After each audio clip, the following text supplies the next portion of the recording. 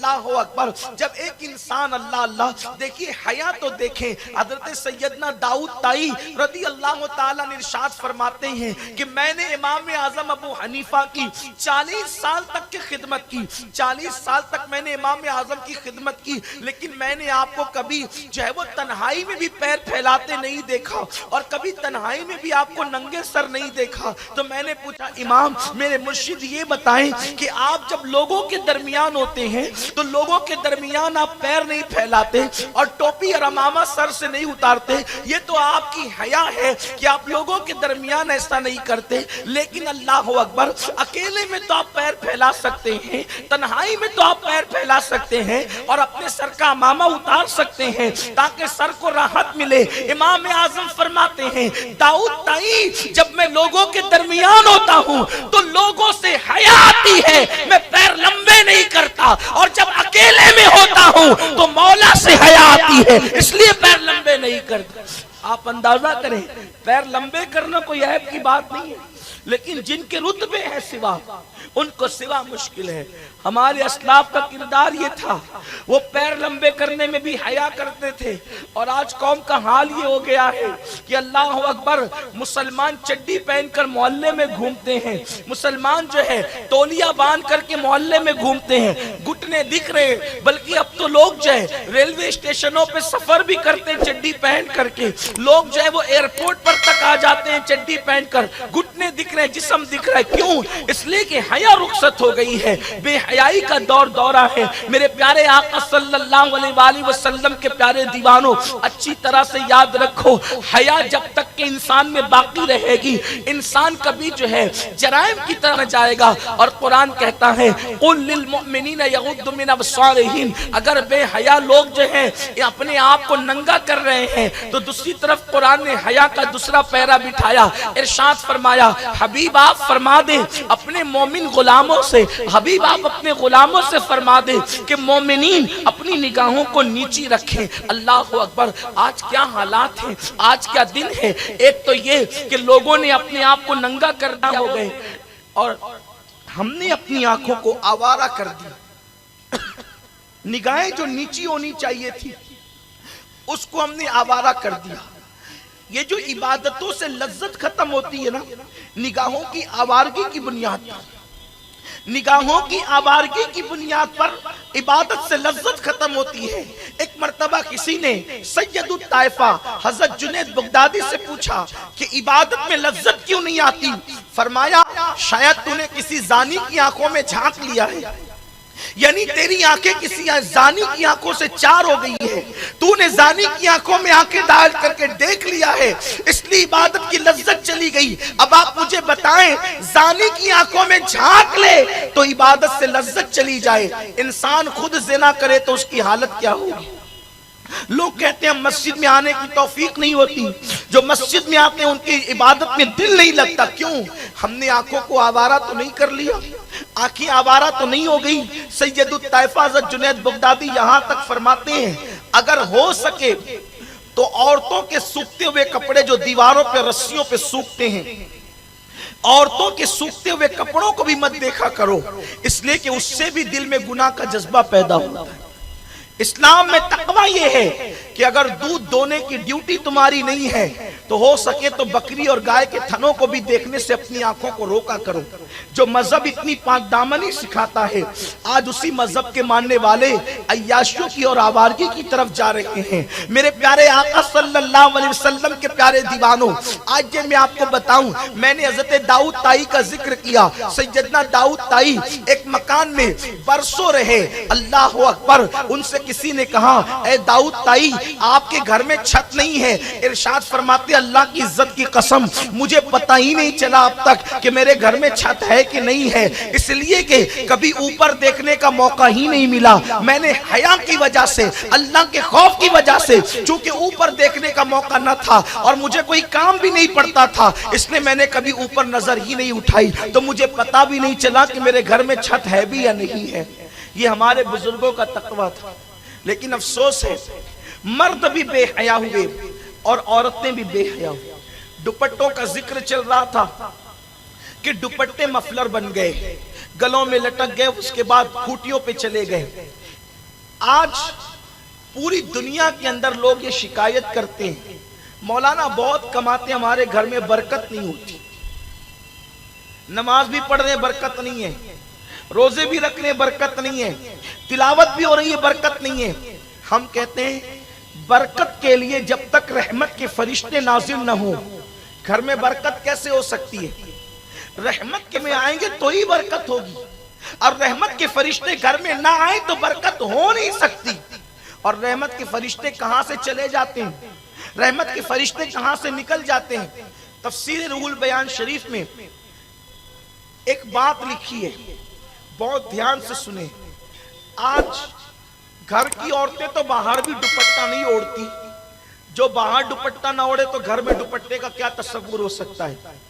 حالانکہ تقوی یہ ہے کہ عورت اگر اکیلی ہو، کوئی نہ ہو، تو بھی کم سے کم وہ اپنے سر کے بالوں کو چھپا کر کے رکھے، کیونکہ جب کوئی نہیں ہوتا ہے تو فرشتے اس کے ساتھ ہوتے ہیں، تو فرشتوں کے احترام میں وہ کم سے کم اپنے سر کے بالوں کو چھپا کر کے رکھے۔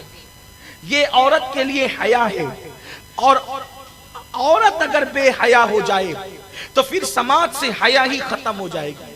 لوگ کہتے ہیں کہ یہ مسلمانوں کو کیا ہو گیا، یہ عورتوں کو بہت مقید کرنا چاہتے ہیں۔ ہم مقید نہیں کرنا چاہتے کہ رکھتے ہیں، ارے ہم بازار میں کھانے کو بے حیائی سمجھتے ہیں، اس لیے کہ ہماری پلیٹ پر جو پیٹ میں جا رہی ہو، توجہ فرمائے، جو پلیٹ کا کھانا پیٹ میں جا رہا ہو اس پہ آوارہ لوگوں کی نظر پڑے، ہمارا مذہب اس کی اجازت نہیں دیتا۔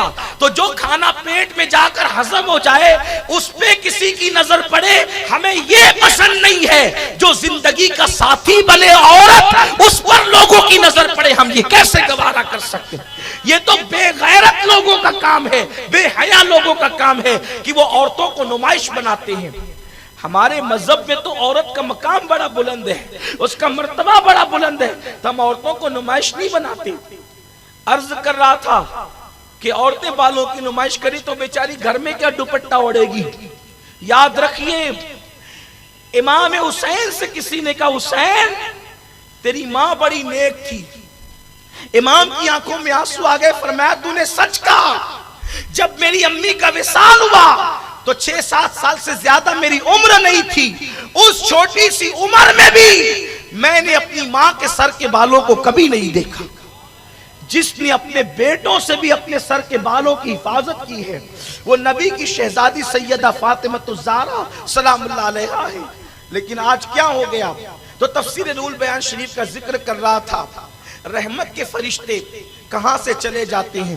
جب حضرت ابراہیم علیہ السلام کو آگ میں ڈالنے کے لیے نمرود نے علاوہ تیار کیا اور آگ جلائی، بہت بڑی آگ جلائی، اتنی بڑی آگ جلائی کہ وہ آگ جو ہے اس کا علاوہ جو اس کا حوض تھا وہ تقریباً 80 گز بتایا جاتا ہے، اور ہر بندہ اس میں لا کر کے لکڑیاں، کوئلے اور ایندھن ڈالتا، حتیٰ کہ عورتیں منتیں مانتی کہ میرے بچے کو شفا ملے گی تو چرخہ کاٹ کر جتنی رقم آئے گی وہ سب ابراہیم کو جلانے کے لیے میں خرچ کروں گی۔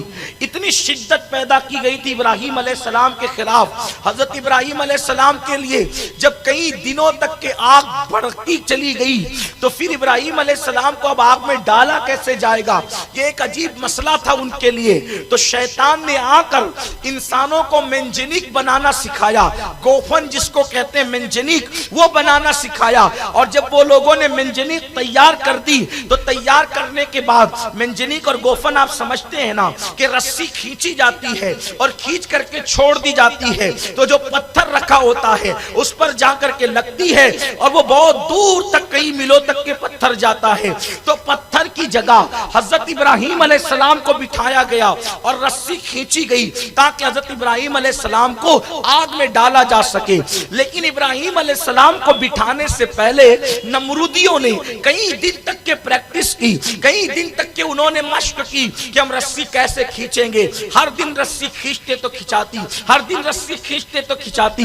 ایک دن ایسا ہوا کہ جب ابراہیم علیہ السلام کو آگ میں ڈالنے کی بات آئی تو ابراہیم علیہ السلام کا کرتا انہوں نے اتار لیا اور ابراہیم علیہ السلام کو بٹھا دیا منجنیق کے سرے پر. فرشتے آؤ فغاں کرنے لگے. رب سے عرض کرتے مولا ایک ہی بندہ تو تیرا نام لیتا ہے، اسے بھی جلا دیا جائے گا. ہم اس کی مدد کرنے کے لیے جانا چاہتے ہیں، ہم اس کی امداد کرنا چاہتے ہیں. تو اللہ نے فرمایا ٹھیک ہے جا کر کے امداد کرو. ادھر سے نمرودی رسہ کھینچتے ہیں اور ادھر سے فرشتے رسہ کھینچتے ہیں. تو فرشتوں کی طاقت کے سامنے نمرودیوں کی طاقت پھیل ہو گئی. تو انہوں نے کہا کل تک کہ یہ رسہ تو آسانی سے کھینچا رہا تھا، آج یہ کیوں نہیں کھینچاتا؟ تو اس وقت تو شیطان ایک بڈھے کی شکل میں آیا اور آنے کے بعد کہا کہ یہ رسہ ابھی کھینچا جائے گا، یہ رسہ ابھی کھینچے گا. چند عورتوں کو بلاؤ. چند عورتیں بلائی گئی اور جب عورتیں بلائی گئی تو اس نے کہا ان عورتوں سے کہو کہ اپنے دوپٹوں کو اتار دیں. جب ان لوگوں کے دوپٹے اتار دیے گئے تو رسہ کھینچا گیا. لوگوں نے پوچھا حیرت ہے اب تک کی رسہ نہیں کھینچا رہا تھا، عورتوں نے آ کر کے دوپٹہ کیا ہٹایا کہ رسہ کھینچا گیا. تو اس وقت شیطان نے جو بات بتائی وہ یہ تھی کہ جو تم اس طرف سے رسہ کھینچ رہے تھے ادھر سے رحمت کے فرشتے رسہ کھینچ رہے تھے، لیکن جیسے ہی عورتوں نے اپنے سر کو ننگا کر دیا، جہاں عورتیں اپنے سروں کو ننگا کر دیتی ہے وہاں سے رحمت کے فرشتے چلے جاتے ہیں. آپ سوچئے اللہ کا پیغمبر خلیل جہاں موجود ہے، اللہ کا نبی جہاں موجود ہے، وہاں سے رحمت کے فرشتے کیوں گئے؟ کہ عورتوں نے سروں کو ننگا کر دیا تھا. نبی کی موجودگی میں بھی اگر عورت سر کو ننگا کر دے تو وہاں سے رحمت کے فرشتے جا رہے. روایت سے تو یہی پتا چلتا ہے بظاہر. اب آپ مجھے بتائیں، ہم اور آپ کہتے ہیں گھر میں برکت نہیں ہوتی، تو ہم اپنے گھروں کا جائزہ تو لیں. کیا ہمارے گھر کی عورتیں دوپٹہ اوڑھتی ہیں؟ گھروں کا ماحول کیا ہے؟ ہم نے یہود و نصارہ اور مشرکین کی طرح تو گھر کا ماحول بنا رکھا ہے. بیٹی کو بازو میں لے کر کے ہم سیریل دیکھتے ہیں، بیٹوں کو بازو میں لے کر کے زنا کے مناظر دیکھتے ہیں. بے حیائی کا یہ حال